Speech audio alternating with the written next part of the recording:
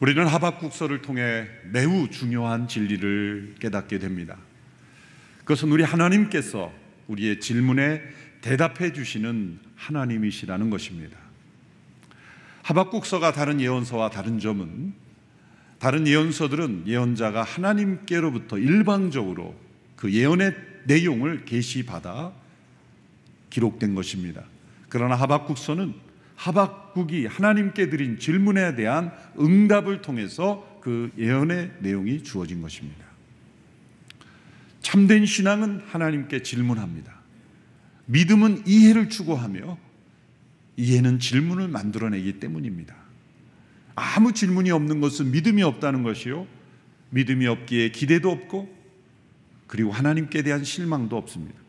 하나님께 대한 실망이 있다는 것은 믿음이 있다는 증거입니다.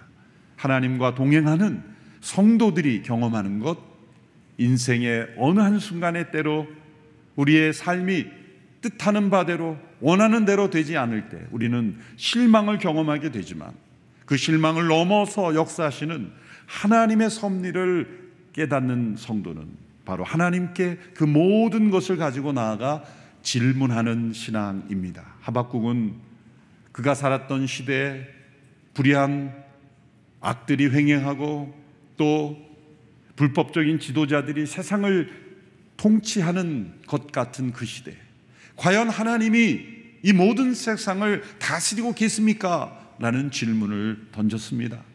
이러한 질문이 우리에게 필요합니다. 세상의 악한 흐름을 보면서 하나님의 통치는 어디 있는가? 라는 질문을 반드시 던져야 합니다.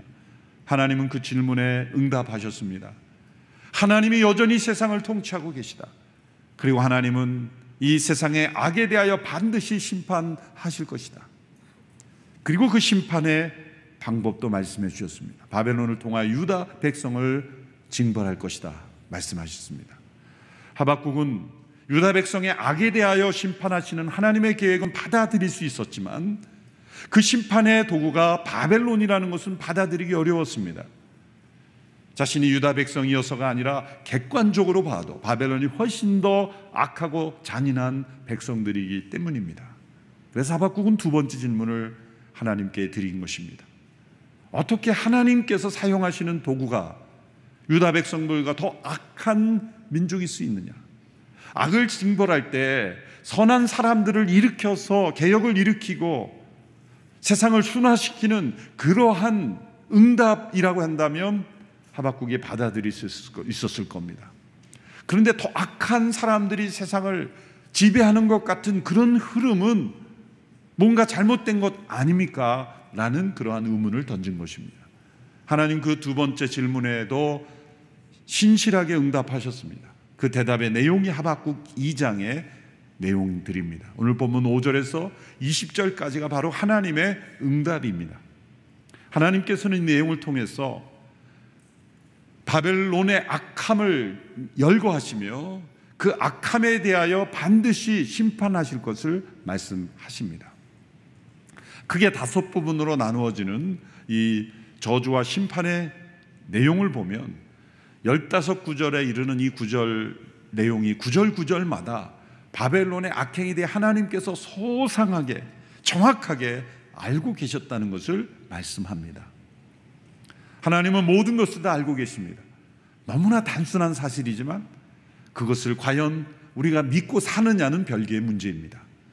하박국도 하나님은 모든 것을 알고 계시는 하나님이시라는 것은 머릿속에 알았을 겁니다. 그러나 막상 그가 그 시대에 살아갈 때 어떤 역사적 사실을 부딪히면서 상황 속에서 하나님이 모든 것을 다 아신다는 것이 믿음으로 체험되지는 못했습니다. 그래서 하나님께서 바벨론을 도구로 사용하신다는 걸 받아들일 수 없었던 거죠.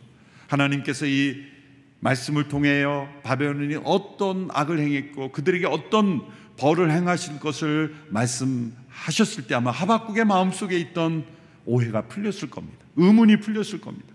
그리고 하박국은 이렇게 생각하게 되었을 겁니다. 아, 하나님께서 바벨론의 모든 악함을 다 알고 계시는구나. 왜 하박국이 흥분했습니까? 하나님께서 바벨론의 악행을 모르시는 것 아닌가? 나도 하는데 우리는 다 아는데, 우리는 체험했는데, 우리와 이웃한 그 바벨론이 이웃 국가들에게 어떻게 악행을 행했는지 우리는 눈으로 보고 체험해서 아는데 하나님 지금 모르셔서 바벨론을 통하여 세상을 정복하도록 내버려 두시는 것 아닌가라고 의문을 제기할 수밖에 없었던 거예요. 그렇습니다. 우리는 머리로 아는 하나님에 대한 지식과 실제 우리의 삶 속에 믿음으로 체험하는 하나님의 지식은 차이가 있을 수 있다는 거예요. 과연 나의 모든 삶을 하나님께서 세세히 빠짐없이 알고 계시다라는 이 한 가지만 믿고 살아도 우리의 삶은 달라질 수 있을 겁니다. 그분이 나의 아픔도 아시고 나의 소원도 아시고 나의 진실도 아시고 또한 나의 죄악을 아신다. 그것을 믿고 살아가는 삶은 다른 삶이 되는 것입니다. 하나님께서 이렇게 바벨론의 악행을 열거하시면서 말씀하시는 내용을 통해서 또 한 가지 중요한 진리를 발견합니다. 그것은 하나님이 악행을 심판하시는 이 도덕적인 하나님의 질서 속에 나타나는 것은 악을 행하는 그 악행 안에 멸망의 씨앗이 들어있다는 겁니다. 하나님이 악을 심판하실 때는 그 악행과 전혀 상관없는 어떤 사건을 일으키고 어떤 사람을 일으키시는 것 같지만 역사 속에 행하시는 악에 대한 심판은 악행 그 자체에 멸망의 씨앗이 있어요. 그 씨앗이 자라나 결국 열매를 스스로 거두게 되는 방식으로 하나님은 악행을 벌하신다는 것입니다.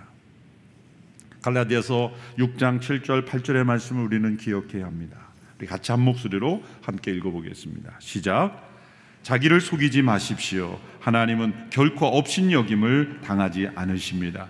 사람이 무엇을 심든지 그대로 거둘 것입니다. 자기 육체를 위해 심는 사람은 육체로부터 썩어질 것을 거두고 성령을 위해 심는 사람은 성령으로부터 영생을 거둘 것입니다. 사람이 무엇을 심든지 그대로 거두게 하시는 그 하나님의 질서로 심판하신다는 거예요. 사람이 무엇을 심든지 그대로 거두게 되려면 모든 것을 아신 하나님께서 모든 것을 주관해야 그것도 가능한 거예요.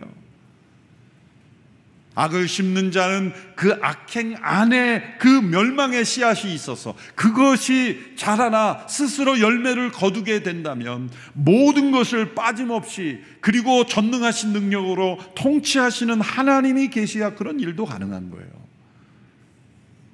심은 대로 거두게 하시는 이 하나님의 일반 법칙을 우리는 기억해야 합니다. 하나님께서 바벨론을 그렇게 심판하시는데 그들이 행한 악행에 대하여 이제 5가지 저주와 심판을 말씀합니다. 6절과 9절, 12절, 15절과 19절에 보면 화 있을 것이다 라는 단어로 이 예언을 하게 됩니다. 화 있을 것이다 라고 표현했는데 히브리어는 호이라는 감탄사입니다. 이것은 장례 때 이 죽음에 대한 슬픔의 탄식으로 나오는 단어입니다. 우리식으로 한번 생각해보면 여러 단어가 있겠죠. 이 탄식의 언어, 슬픔의 언어입니다. 우리말로 이것을 번역하기 어려워서 그 내용을 포함한 화가 있을 것이다 이렇게 의역을 했지만 실제로는 탄식어입니다. 무엇을 의미합니까? 하나님께서 악을 행하여 마땅히 멸망받아 마땅한 이들을 심판하실 때도 하나님께서는 슬퍼하신다, 탄식하신다는 거예요. 우리는 악을 많이 행한 자가 망했다 혹은 그가 이 심판을 받았다, 역사의 심판을 받았다 그러면 박수를 치고 환호를 하지 않습니까? 사람들은. 그런데 역사 속에 마땅히 심판받아 마땅할 이의 멸망에도 하나님은 슬퍼하셔요. 탄식하신 하나님이세요. 하나님은 그들도 구원하기를 원하시는 하나님이시기 때문입니다. 첫 번째 저주의 내용은 바벨론의 끝없는 탐욕에 대한 심판입니다. 5절 6절의 말씀을 제가 읽어보겠습니다. 포도주는 사람을 속인다. 거만한 사람은 가만히 있지 못한다. 무덤처럼 목구멍을 넓게 열고 있는 그는 마치 죽음과 같아서 결코 만족함을 모른다. 그는 모든 나라들을 자기에게로 모으고 모든 백성들을 자기 것으로 만들지만 이들 모두가 그를 속담거리로 삼고 그에 대해 풍자와 비유를 말하지 않겠느냐. 화 있을 것이다. 자기 소유가 아닌 것으로 부유하게 된 사람아, 이런 일이 얼마나 더 계속되겠는가. 자기 소유가 아닌 것으로 다른 사람의 것을 빼앗아 탐욕을 만족시키려는 이 바벨론의 죄악을 심판하십니다. 악한 고리대금업자가 자신이 빌려준 그 돈에 대하여 부채의 짐을 더욱더 무겁게 하여 불법적으로 그들의 모든 재산을 다 갈취하는 모습처럼 바벨론이 이웃 나라들에 대하여 그렇게 행했다는 거죠. 폭력으로, 강포로, 불법으로 그들을 짓밟고 끝없는 그들의 탐욕을 만족시키려고 했다는 것을 하나님은 아십니다. 두 번째 저주의 내용은 거짓된 안전에 대한 심판입니다. 9절 10절의 말씀을 한 목소리로 함께 읽습니다. 9절 10절 시작. 화 있을 것이다. 부당하게 취한 것으로 자기 집을 축제하는 사람아, 높은 곳에 자기 둥지를 들어 재난으로부터 모면하려고 하는구나. 내가 여러 나라들을 멸망시키려고 계획한 것이 내 집안의 수치를 불렀고 내 영혼의 죄가 됐다. 거짓된 안전을 추구하는 것에 대한 심판입니다. 이렇게 불의한 그리고 폭력으로 강포로 재물과 권력을 취한 이들은 자기 자신이 압니다. 불안합니다. 누군가 나에게 보복할 수 있다는 것을 압니다. 그래서 안전에 대한 지나친 의식을 가져. 역사적으로도 악한 독재자일수록 이러한 위협을 두려워하여 경호와 자신의 치안을 지극히 최고로 여기죠. 그래서 대표적인 건 어디에서 자고 어디 사는지 모르게 하는 거예요. 여러 곳에 거주지를 만들어 돌아다니고 비밀 통로를 만들고 그렇게 이중 삼중으로 경호를 하는 것입니다. 오늘 말씀에 보면 이 바벨론 제국이 높은 절벽에 둥지를 틀고 이곳은 안전할 것이라고 생각하는 그런 독수리처럼 그렇게 자신의 둥지를 만들었다는 거죠. 실제로 바벨론 제국에는 느부갓네살 시대에 3개의 궁전을 졌는데 그 도시 한복판에 거대한 인공산을 만들어서 거기에 정원을 만들고 공중정원, 매달려 있는 정원이라고 부르는 불가사의한 정원을 만들고 자신의 집을 그곳에 있고 안전을 추구한 것이에요. 그렇지만 그렇게 인간의 모든 권력과 힘으로 안전을 추구해도 그 거짓된 안전은 결코 안전할 수 없다. 가장 안전한 곳은 하나님의 날개 그늘 아래입니다. 인간 스스로 아무리 안전을 추구해도 하나님이 보호하시지 않으면 안전한 곳은 없습니다. 더군다나 불의한 권력과 또 부정한 사람들의 안전을 지켜줄 피난처는 없습니다. 하나님께서는 이 바벨론이 스스로 만든 지도자들의 이 안전처도 하나님은 심판하신다. 그래서 자신의 집을 보호하게 만든 돌들이 울부짖을 것이다. 나무 기둥들이 무너져 내리며 맞장구 칠 것이다. 그렇게 그들의 안전하다고 여기는 집을 무너뜨리실 것을 말씀하셨습니다. 이제 세 번째 저주의 내용입니다. 그것은 헛된 영광에 대한 심판입니다. 12절에서 14절의 말씀입니다. 같이 한 목소리로 읽겠습니다. 시작. 화 있을 것이다. 피로 성을 짓고 죄악으로 도시를 세우는 사람아, 보아라, 수고한 것이 불에 타버리고 힘들게 한 일이 헛수고가 될 것인데 이것이 만군의 여호와께서 하신 일이 아니냐. 마치 물이 바다를 덮는 것 같이 여호와의 영광을 아는 지식이 세상에 가득 찰 것이다. 두 번째 저주의 내용은 이 지도자들의 자신과 자신의 집을 안전하게 하는 것에 대한 심판이라면 이것은 도시 전체가, 제국 전체를 헛된 영광을 취하는 것에 대한 심판입니다. 이들은 그들이 지배한 힘과 무력과 폭력으로 지배한 그 나라의 백성들을 포로로 잡아와 그들의 피를 흘려가며 그들의 인권을 유린하고 자유를 박탈하고 인명을 경시하는 그런 모습으로 성을 쌓습니다. 느부갓네살이 죽은 후 100년이 지나서 이 그리스의 역사가였던 헤로도투스가 바벨론을 방문했을 때 그 규모와 화려함에 할 말을 잊었다고 합니다. 실제로 알렉산더 대왕도 바벨론을 자신이 세운 제국의 수도로 삼으려고 했었다고까지 합니다. 두 개의 성벽으로 둘러싸여 있던, 오늘날로 말하자면 큰 도시는 아니죠. 27km 정도니까요. 당시에는 아주 화려하고 견고한 성이었습니다. 그 성벽 위로는 이 말 4마리가 빠르게 달릴 수 있는 마차가 달릴 수 있는 그런 성벽, 당시에는 상상하기 힘든 규모의 성을 건축했습니다. 그런데 그것이 포로로 잡아온 이들의 핏값으로 세워진 성이었습니다. 그 헛된 영광을 추구한 거죠. 하나님은 그렇게 스스로의 이름을 내고 영광을 얻으려는 모든 행동에 대하여 심판하십니다. 그리고 그 헛된 영광에 대해 심판하시면서 여호와의 영광을 아는 지식이 온 세상에 가득하게 하십니다. 물이 바다를 덮음처럼 여호와의 영광을 아는 지식만이 세상에 가득하게 하신다는 거예요. 여러분 묵상해 보십시오. 물이 바다를 덮음같이, 우리가 찬양에서도 이 가사로 많이 이 말씀으로 찬양하는데요, 물이 바다를 덮음같이 생각해 보십시오. 시적인 표현이죠. 물이 바다를 덮는다. 바다가 물 아닙니까? 근데 물이 바다를 덮는다고 한다는 것은 왜 그런 뜻일까요? 바다가 바다로 여겨지는 곳에는 다 물이 있어야 되죠. 바다라고 불리는데 어디서 모래 가득 차 있고 흙이 가득 차 있으면 바다일 수 있습니까? 마땅히 바다라고 불리는 모든 곳은 물로 가득 차야 되는 거예요. 이걸 우리의 삶 속에 적용해 보면, 이 세상이 참된 세상이 되려면 하나님이 만드신 그 창조의 질서가 지켜져야 합니다. 인간이 인간다워야지 하는, 모든 인간은 하나님의 피조물이요 하나님의 형상대로 지음받았기에 하나님을 예배하고 하나님과의 교제 속에 하나님의 영광을 위해 존재할 때 인간이 인간다울 수 있는 거예요.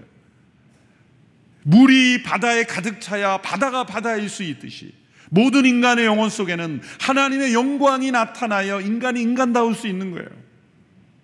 하나님 없이 인간은 인간다울 수 없는 거예요. 물 없이 바다가 바다일 수 없듯이 하나님 없이 인간이 인간일 수가 없는 것입니다. 하나님 없이 세상이 세상일 수가 없는 것입니다. 그 세상에 가득 찰 수 있는 것은 오직 하나님의 영광뿐입니다. 모든 인간의 영혼 속에 있어야 되는 것은 하나님께 대한 영광에 대한 사모함입니다. 타락을 어떻게 정의합니까? 로마서 3장 23절에 모든 사람이 죄를 범하였음에 하나님의 영광에 이르지 못하였다. 죄의 본질은 하나님의 영광에서 떨어진 것입니다. 우리는 영광스러운 존재로 지음받았습니다. 하나님의 영광을 드러내는 존재. 어떻게 하나님의 영광을 드러냅니까? 그분께 참된 예배와 순종으로 나갈 때 인간 안에는 하나님의 영광이 나타나. 바다에는 물이 가득 차는 거예요. 물이 바다 덮음처럼 온 세상에 하나님의 영광을 아는 지식이 가득 차기를 하나님은 원하시는 것입니다. 네 번째 저주의 내용은 이 바벨론의 방탕함에 대한 심판입니다. 그런데 그냥 방탕함이 아니라 제가 비열한 방탕함이라 이름을 붙였습니다. 15절에 17절의 말씀을 보십시오. 제가 읽어보겠습니다. 화 있을 것이다. 자기 이웃에게 술을 통째로 마시게 해 술에 취해서 그들의 벌거벗은 몸을 드러내 보이도록 하는 사람아, 내가 영광 대신에 수치로 가득 차게 될 것이다. 너 또한 마시고 몸을 드러내어라. 여호와께서 오른손에 들고 계신 잔을 내게 돌리실 것이며 수치스러움이 내 영광을 가릴 것이다. 레바논에게 행한 폭력이 너를 압도하고 동물들에게 행한 폐해가 너를 공포에 떨게 할 것이다. 내가 사람의 피를 흘리게 하고 땅과 도시와 그 안에 사는 모든 주민들에게 폭력을 행했기 때문이다. 바벨론은 방탕했습니다. 술을 많이 마시고 방탕하기로 유명했습니다. 그런데 자신만 방탕한 게 아니라 다른 이들을 방탕하게 하고, 또 거기서 그치는 것이 아니라 수치를 드러내게 하고, 또 거기서 그치는 것이 아니라 수치스러운 그 모습을 보고 즐겼다는 거예요. 자신만 방탕한 것이 아니라 다른 이를 방탕하게 하고 수치에 처하게 하고 그것을 즐기는 방탕함, 비열한 방탕함입니다. 그들은 술만이 아니라 권력이라는 술에 취해 이웃과 자연의 세계까지 무자비한 폭력을 행했다고 말씀합니다. 그래서 레바논에게 행한 폭력, 이런 단어가 나오죠. 그들은 성을 짓고 집을 짓기 위해 레바논의 그 아름다운 백향목들을 다 베어갔고 그 안에 있는 동물들을 다 잔인하게 죽였고, 또한 사람도 마찬가지죠. 레바논의 그 숲을 다 황폐케 한 죄를 범했습니다. 하나님은 이 바벨론의 모든 죄악을 다 기억하셨습니다. 그리고 심판하십니다. 이제 마지막 저주의 내용입니다. 그것은 우상 숭배에 대한 심판입니다. 그리고 우상 숭배를 저는 어리석은 우상 숭배라고 이름을 붙였습니다. 앞에 네 가지 저주가 심판이 임할 수밖에 없는 근본적인 이유가 바로 우상 숭배이기 때문입니다. 우상이란 무엇입니까? 실제로 존재하지 않는 것을 인간이 스스로 만든 거예요. 오늘 말씀에 보면 깨어날 수 없고 일어날 수 없는 나무와 돌에 대하여 외치며 일어나라고 도움을 구하는 그 인간의 어리석은 우상 숭배를 하나님은 안타까워하시며 탄식하며 심판하십니다. 인간 스스로 만든 것, 생명이 없는 것, 도움을 줄 수 없는 것, 거짓된 것을 만들어 놓고 인간 스스로 숭배하는 이 어리석음이 얼마나 큰 것입니까? 왜 인간이 이런 우상을 숭배하는 걸까요? 역사의로 이 숭배는 끊인 적이 없습니다. 오고는 모든 역사에 이 우상이 존재합니다. 인간 스스로, 인간은 끊임없이 우상을 만드는 공장이에요. 장깔뱅이 그랬죠. 인간의 마음 우상을 만드는 공장이다. 왜 그럴까요? 인간은 하나님을 예배하도록 지음받았기 때문에, 하나님을 섬기도록 지음받았기 때문에 만일 섬김받아야 될, 예배 드려 받아야 될 그 하나님을 배제하면 다른 무엇인가를 그 자리에 놓게 되어 있는 거예요. 하나님을 예배하지 않는 자는 아무것도 예배하지 않는 것이 아니라 다른 어떤 것을 예배하고 있는 겁니다. 무엇을 예배합니까? 그래서 스스로 만드는 거예요. 큰 나무를 보고, 큰 바위를 보고, 넓은 바다를 보고, 저 하늘과 태양과 달을 보고, 하여튼 무엇이든지 간에 하나 붙잡고 거기에 대고 말을 하는 거예요. 비는 겁니다. 도와달라고. 그리고 섬기는 거예요.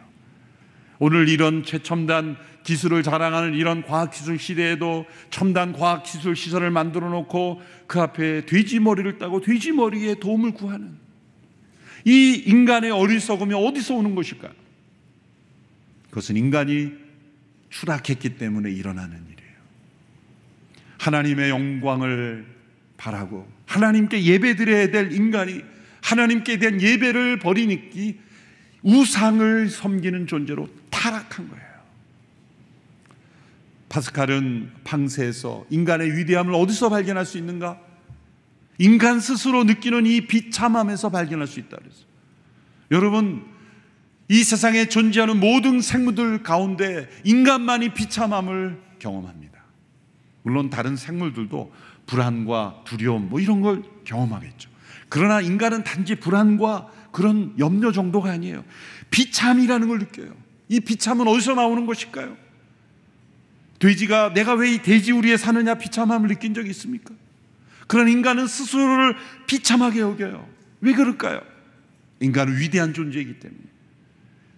인간은 하나님의 영광을 드러내는 위대한 존재이기 때문에 그 위치에서 떨어지면 비참함을 느끼는 거예요. 그 비참함을 커버하려고 다른 어떤 우상으로 메워도 메워지지가 않습니다. 터진 웅덩이와 같다. 예레미야 말씀에서는 말했어요. 물을 저축지 못할 터진 웅덩이다. 수많은 우상을 만들어도 인간의 그 비참함을 메꿔줄 수 없습니다. 오직 참되신 하나님만을 예배해야 합니다. 그래서 2장 20절에 이렇게 말씀하죠. 2장 20절 말씀 한 목소리로 함께 읽겠습니다. 시작. 그러나 여호와는 거룩한 성전에 있다. 온 땅은 그분 앞에서 잠잠하라. 잠잠하라라는 것은 하나님을 거역하는 모든 우상들이 무너지고 하나님을 거역하는 모든 세력들이 하나님의 존재, 하나님의 통치 앞에 무릎 꿇는 것입니다. 우리 안에 있는 모든 우상들이 무너지는 것입니다. 우리가 함께 예배드리는 이 시간, 내 안에 있는 우상이 무너지는 시간이에요. 참된 하나님을 예배할 때 내 안에 우상은 존재할 수 없기 때문입니다. 그분 앞에서 잠잠해지는 것, 그것이 믿음의 사람의 삶입니다. 하박국은 의문을 가지고 하나님 앞에 나아갔습니다. 하나님이 과연 역사를 통치하시는가? 하나님은 여전히 통치하고 계시며 악에 대해 심판하실 것이며 여호와의 영광을 아는 지식이 온 땅에 가득하도록 하실 것이다. 오직 우리가 해야 될 일은 그분 앞에서 잠잠하는 것입니다. 그분만을 예배하고 그분의 통치가 우리를 통해 온 땅에 이루어지기를 간절히 소망하는 것뿐입니다. 하나님 그분 앞에 잠잠한 영혼이 되기를 주님의 이름으로 축원합니다. 기도하겠습니다. 살아계신 하나님 아버지, 온갖 우상이 난무하는 이 시대, 그 우상을 섬기는 영혼이 탐욕과 불법과 거짓과 불의와 악독으로 가득하는 이 세상 속에 오늘 이 시대에도 바벨론의 모습과 같은 모습들이 있습니다. 바벨론에게 임한 그 심판이 오늘 이 시대 대한민국에 임하게 되지 않게 되기를 원합니다. 이 저주와 심판을 피하게 되기를 원합니다. 주님이 모든 죄악을 회개하고 참되신 하나님만을 예배하고 그분 앞에 잠잠해지는 변화가 이 땅 가운데 있게 하여 주옵소서. 예수님의 이름으로 기도하옵나이다. 아멘.